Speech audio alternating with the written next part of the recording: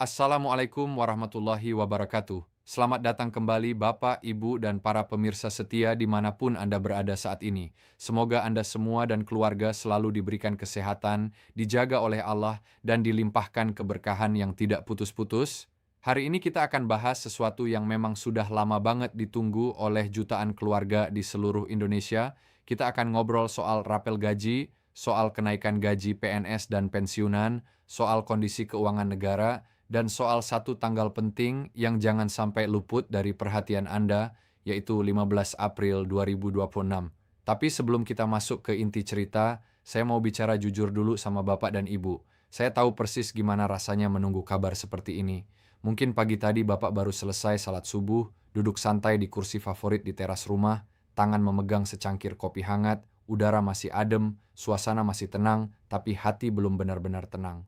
Ada satu pertanyaan yang terus muter di kepala. Kapan rapelan itu cair? Kapan hak saya benar-benar masuk ke rekening? Atau mungkin ibu baru saja pulang antar cucu ke sekolah, rumah terasa lebih sepi dari biasanya, lalu pikiran tiba-tiba balik lagi ke satu hal yang sama, rekening, rapelan, kabar yang belum jelas. Nah, saya hadir di sini bukan untuk bikin Anda makin bingung. Saya hadir untuk kasih penjelasan yang lebih jernih, yang bisa Anda pegang dengan kepala dingin berdasarkan fakta yang ada. Jadi mari kita mulai dari pondasi paling dasar dulu, yaitu kondisi keuangan negara kita saat ini. Sampai akhir April 2026, anggaran pendapatan dan belanja negara atau APBN tercatat mengalami defisit sebesar 251 triliun rupiah. Angka ini tentu terdengar besar, bahkan mungkin bikin dada sedikit sesak. Tapi jangan langsung panik dulu ya Bapak Ibu, karena defisit itu setara dengan 0,93% terhadap produk domestik bruto atau PDB negara kita. Menteri Keuangan Bapak Purbaya Yudisadewa sudah memberikan penjelasan penting soal ini. Beliau menegaskan bahwa pembengkakan defisit di awal tahun bukan sesuatu yang muncul tiba-tiba tanpa arah. Ini justru konsekuensi logis dari kebijakan pemerintah yang memang sengaja mempercepat belanja di awal tahun. Jadi ini bukan tanda negara sedang sekarat. Ini justru tanda kalau pemerintah sedang gaspol di awal supaya roda pembangunan bisa jalan lebih cepat. Salah satu pos belanja yang cukup menonjol datang dari anggaran Badan Gizi Nasional atau BGN. Ini berkaitan langsung dengan program makan bergizi gratis, salah satu program unggulan pemerintahan Presiden Prabowo.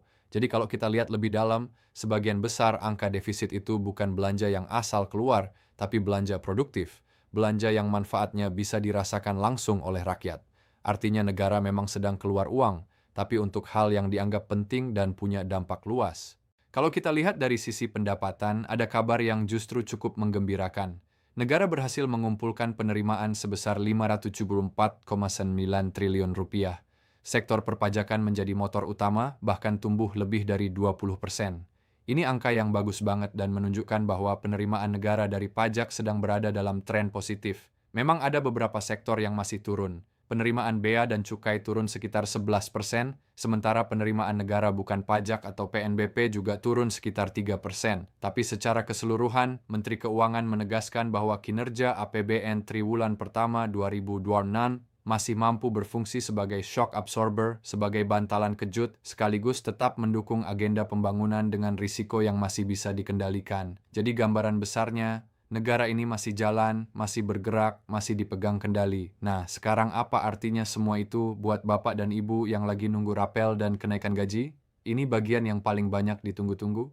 Pertanyaan yang paling sering mampir ke kanal kami dalam beberapa minggu terakhir cuma satu, dan pertanyaannya sangat wajar. Kapan gaji PNS dan pensiunan naik, dan apakah ada rapel yang akan dibayarkan? Ini pertanyaan yang sangat masuk akal, apalagi kalau kita lihat sudah lebih dari 1 tahun gaji pokok PNS dan pensiunan masih mengacu pada regulasi yang sama, yaitu Peraturan Pemerintah Nomor 5 Tahun 2024 untuk PNS dan Peraturan Pemerintah Nomor 8 Tahun 2024 untuk pensiunan. Keduanya berlaku sejak 1 Januari 2024. Artinya, sudah lebih dari setahun belum ada perubahan besar pada struktur gaji pokok. Bayangkan, lebih dari 1 tahun, sementara harga-harga terus bergerak naik dari hari ke hari. Yang bikin situasi ini makin menarik untuk dicermati adalah pernyataan langsung dari Menteri Keuangan sendiri. Beberapa waktu lalu, beliau secara terbuka mengaku bahwa dirinya belum mendengar detail apapun terkait rencana kenaikan gaji aparatur sipil negara pada tahun 2026 ini.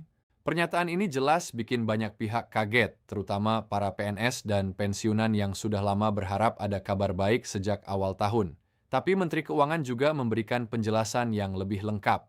Beliau bilang pihaknya sudah melakukan evaluasi mendalam terhadap kondisi fiskal negara di triwulan pertama. Dari evaluasi itulah nanti akan ditentukan tindak lanjut soal kemungkinan kenaikan gaji. Itu sebabnya triwulan kedua, yaitu April, Mei, dan Juni 2026, jadi sangat krusial. Karena di periode inilah pemerintah diharapkan kasih kepastian buat jutaan ASN dan pensiunan yang lagi menunggu keputusan. Dan tanggal 15 April 2026 adalah salah satu titik paling penting dalam rangkaian itu, jadi jangan sampai Anda lupakan. Lalu kenapa pemerintah tidak bisa langsung bilang, oke, gaji naik sekarang juga, begitu saja? Jawabannya ada di prinsip negara hukum. Di Indonesia, sebuah kebijakan tidak bisa dijalankan tanpa dasar hukum yang sah dan resmi. Menteri Keuangan Purbaya menegaskan bahwa meskipun keinginan dan rencana untuk menaikkan gaji ASN dan pensiunan sudah ada, sampai saat ini regulasinya belum punya payung hukum yang cukup kuat untuk dijalankan. Artinya, niatnya ada, rencananya ada, tapi peraturan presiden atau peraturan pemerintahnya belum terbit. Dan selama belum ada regulasi baru yang diterbitkan dan ditandatangani, dua peraturan pemerintah lama tadi tetap jadi satu-satunya dasar penghitungan gaji pokok seluruh ASN di Indonesia. Ini kenyataan yang harus kita terima dengan tenang. Bukan berarti kenaikan gaji tidak akan datang, tapi berarti prosesnya memang sedang berjalan, dan kita perlu sabar menunggu hasil akhirnya. Tapi di tengah semua itu, ada kabar yang sangat menggembirakan, dan ini adalah inti dari seluruh pembahasan kita hari ini. Pemerintah Republik Indonesia secara resmi sudah memulai proses pencairan rapel kenaikan gaji beserta tunjangan aparatur negara dan pensiunan. Total dana yang disiapkan negara untuk ini mencapai 55 triliun rupiah. Angka ini menunjukkan betapa seriusnya komitmen pemerintah terhadap kesejahteraan para abdi negara. Dalam keterangannya kepada media, Menteri Keuangan menjelaskan bahwa proses pencairan bisa langsung berjalan bagi instansi-instansi yang sudah mengajukan permohonan pencairan. Mekanismenya sederhana, ajukan proses, lalu bayarkan. Tidak ada alasan untuk menunda lebih lama kalau instansinya memang sudah siap. Mari kita bedah angka-angkanya pelan-pelan supaya Bapak dan Ibu benar-benar paham. Untuk pensiunan aparatur sipil negara di lingkungan pemerintah pusat, negara telah menyiapkan dana sebesar 3 triliun rupiah. Dana ini akan disalurkan kepada sekitar 31.000 pegawai yang merupakan bagian dari total 2,2 juta ASN yang ada di seluruh Indonesia. Ini baru awalnya saja Bapak Ibu. Masih banyak banget ASN yang sedang antre untuk menerima haknya. Dan kabar yang lebih bikin lega lagi adalah untuk para pensiunan. Rapel dan gaji ke-13 bagi pensiunan sudah tersalurkan sebesar 4,4 triliun rupiah kepada 3,6 juta pensiunan. Kalau dihitung secara persentase, itu berarti sekitar 93,5% dari total pensiunan yang berhak sudah atau sedang dalam proses menerima pembayaran. Hampir tuntas, hampir selesai, hampir merata. Sementara itu, untuk rekan-rekan ASN yang bekerja di pemerintah daerah, realisasi pembayaran saat ini sudah mencapai 176 miliar rupiah kepada sekitar 70.000 pegawai. Ini memang baru tahap awal, dan prosesnya akan terus bergerak sesuai dengan cepat atau lambatnya pemerintah daerah mengajukan dan menyalurkan anggaran. Pemerintah juga menyatakan dengan tegas bahwa anggaran untuk rapel ini sebenarnya sudah disiapkan sejak lama. Jadi bukan masalah dana, bukan karena uangnya belum ada. Satu-satunya variabel yang menentukan secepat apa pencairan itu terjadi adalah seberapa cepat masing-masing instansi mengajukan dan memproses penyaluran di lapangan. Ya, dengan kata lain, sekarang bola ada di tangan birokrasi dan rakyat tinggal menunggu. Karena itu, Bapak dan Ibu yang berstatus pensiunan sangat disarankan untuk aktif memantau informasi dari Taspen, dari instansi tempat Anda dulu bertugas, dan dari kanal informasi resmi pemerintah. Jangan hanya diam menunggu, pastikan data Anda di Taspen sudah diperbarui, pastikan nomor rekening Anda masih aktif dan sesuai, karena satu data yang salah saja bisa bikin pencairan hak Anda tertunda. Ngomong-ngomong soal Taspen, ada informasi penting dari lembaga ini yang juga wajib Anda tahu. PT Tabungan dan Asuransi Pensiun Taspen, sebagai lembaga yang bertugas menyalurkan gaji pensiun kepada para pensiunan PNS, sudah mengeluarkan klarifikasi resmi.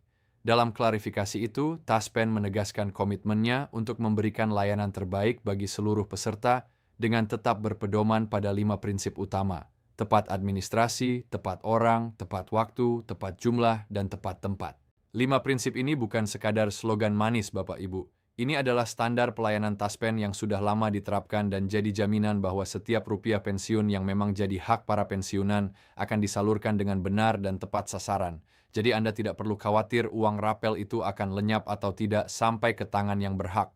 Selama data Anda benar dan rekening Anda aktif, Taspen berkomitmen memastikan hak Anda sampai dengan baik. Ada satu hal lagi yang juga penting untuk Bapak dan Ibu pahami, yaitu soal mekanisme evaluasi yang dilakukan pemerintah terhadap belanja kementerian dan lembaga. Menteri Keuangan menegaskan bahwa pihaknya akan terus melakukan evaluasi ketat terhadap setiap rupiah yang dibelanjakan, termasuk rencana kenaikan gaji dan potensi pencairan rapel secara bertahap. Pemerintah tidak segan memberi peringatan keras, bahkan menghentikan pembayaran kalau ada penggunaan anggaran yang tidak sesuai peruntukannya. Ini tentu langkah yang patut diapresiasi. Ya, di tengah kondisi defisit, pemerintah bukan cuma berusaha mempercepat belanja, tapi juga memastikan belanja itu tepat sasaran dan tidak bocor ke tempat yang salah. Jadi di sini kelihatan jelas, negara sedang berusaha menjaga dua hal sekaligus, percepatan dan ketepatan. Sekarang kita masuk ke informasi besar lainnya, yang disampaikan langsung oleh Presiden Prabowo Subianto dalam pengarahannya kepada seluruh jajaran pejabat pemerintahan. Pidato ini bukan sekadar pidato biasa, ini semacam peta jalan. Ini adalah pernyataan strategi. Dan dari sini kita bisa lihat dengan lebih jelas arah Indonesia ke depan. Dalam 1,5 tahun pemerintahannya, Presiden Prabowo menegaskan bahwa Indonesia sudah berhasil menunjukkan prestasi nyata yang bisa diukur secara matematis.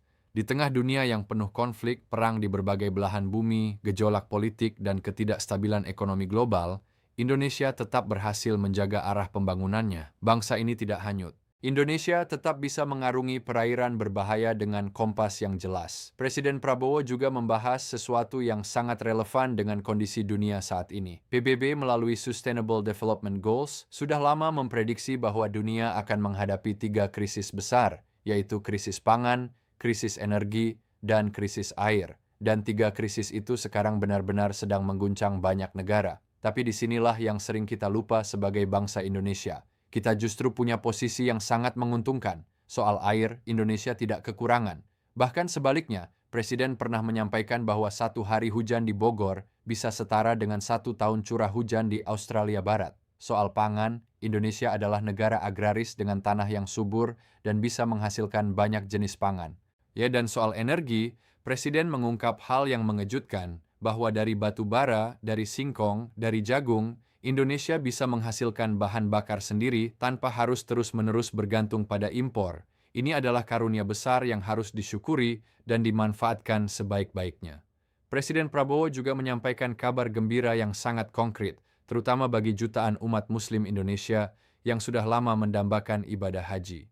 Beliau mengumumkan bahwa biaya haji tahun 2026 akan diturunkan sekitar 2 juta rupiah, meskipun harga aftur sedang naik akibat krisis energi global. Di saat banyak negara bingung menghadapi kenaikan biaya, pemerintah tetap berani mengambil keputusan untuk meringankan beban jamaah haji Indonesia. Tidak berhenti di situ, antrean haji yang selama ini bisa mencapai 48 tahun sekarang mulai dipangkas secara serius. Mulai 2026, antre haji ditargetkan maksimal 26 tahun, dan Presiden Prabowo menyatakan akan terus berjuang untuk mempersingkat antrean itu lebih jauh lagi. Bahkan, untuk pertama kalinya dalam sejarah Indonesia, bangsa kita sekarang punya lahan di kota suci Mekah seluas 45 hektar. Di atas lahan itu, Indonesia berencana membangun perkampungan haji dengan puluhan menara yang mampu menampung ribuan jamaah. Dan satu hal lagi yang sangat penting, Presiden Prabowo sudah mengajukan dan secara prinsip mendapat persetujuan dari Kerajaan Arab Saudi agar Indonesia memiliki terminal haji khusus, terminal eksklusif untuk jamaah haji Indonesia, supaya proses masuk dan keluar tanah suci bisa lebih cepat, lebih tertib, dan lebih nyaman. Ini bukan perkara kecil, ini langkah besar yang selama ini mungkin cuma jadi harapan, sekarang mulai kelihatan bentuk nyatanya. Dalam pidatonya, Presiden Prabowo juga menyinggung fenomena sosial yang berbahaya dan harus kita waspadai bersama, yaitu echo chamber digital yang diperkuat oleh teknologi kecerdasan buatan. Beliau bercerita bahwa pernah menemukan video dirinya sedang bernyanyi dengan suara bagus di YouTube, padahal beliau sendiri mengaku tidak bisa bernyanyi. Ada juga video dirinya berpidato dalam bahasa Mandarin yang fasih, bahkan dalam bahasa Arab yang terdengar sangat meyakinkan. Semua itu adalah hasil rekayasa AI, deepfake, dan manipulasi digital yang makin canggih serta makin murah untuk diproduksi. Ini bukan cuma lucu-lucuan, Ini ancaman nyata bagi stabilitas negara. Karena itu, Presiden mengajak seluruh jajarannya dan seluruh rakyat Indonesia untuk tetap tenang, waspada, dan kritis dalam menerima informasi. Jangan gampang percaya video atau berita yang belum jelas kebenarannya. Selalu cari sumber terpercaya dan verifikasi dulu sebelum menyebarkan apapun. Nah, menutup pembahasan hari ini, saya ingin kembali mengingatkan Bapak dan Ibu soal tanggal yang benar-benar penting, yaitu 15 April 2026. Ini adalah bagian dari periode krusial triwulan kedua 2026, ketika pemerintah diharapkan memberi kepastian lebih lanjut terkait kenaikan gaji dan mekanisme rapel bagi seluruh PNS, TNI, Polri, dan pensiunan di seluruh Indonesia. Sambil menunggu kepastian itu, ada beberapa langkah praktis yang bisa Bapak dan Ibu lakukan mulai sekarang. Pastikan data pribadi Anda di Taspen dan instansi terkait sudah terbarui dan akurat. Pastikan nomor rekening bank Anda masih aktif dan tidak ada masalah. Pantau terus pengumuman resmi dari pemerintah, dari Taspen, dan dari kementerian terkait. Jangan mudah percaya pada informasi yang sumbernya tidak jelas. Tetap sabar, tetap tenang, dan tetap optimis karena hak Anda sudah diakui, anggarannya sudah disiapkan, dan prosesnya sedang berjalan. Indonesia, Bapak, Ibu, adalah bangsa besar. Di tengah krisis yang mengguncang dunia, kita justru punya semua modal untuk bukan cuma bertahan, tapi juga maju. Air kita melimpah saat dunia kehausan, tanah kita subur saat dunia kekurangan pangan, dan posisi geografis kita strategis saat dunia mencari jalur aman. Yang kita butuhkan sekarang hanyalah satu hal, kesadaran. Kesadaran bahwa kita adalah bangsa yang layak sejahtera, bahwa hak-hak kita sebagai abdi negara, sebagai pensiunan, sebagai warga bangsa ini adalah hak yang nyata dan akan dipenuhi. Semoga informasi yang kami sampaikan hari ini bermanfaat, bikin hati lebih tenang, dan memberi kejelasan buat Bapak dan Ibu sekalian. Kalau ada pertanyaan, silakan tulis di kolom komentar di bawah. Kami akan berusaha menjawab satu persatu pertanyaan Anda. Jangan lupa tekan tombol like kalau video ini bermanfaat, bagikan ke keluarga dan teman yang butuh info ini, dan subscribe supaya Anda tidak ketinggalan update terbaru dari kami. Wassalamualaikum warahmatullahi wabarakatuh.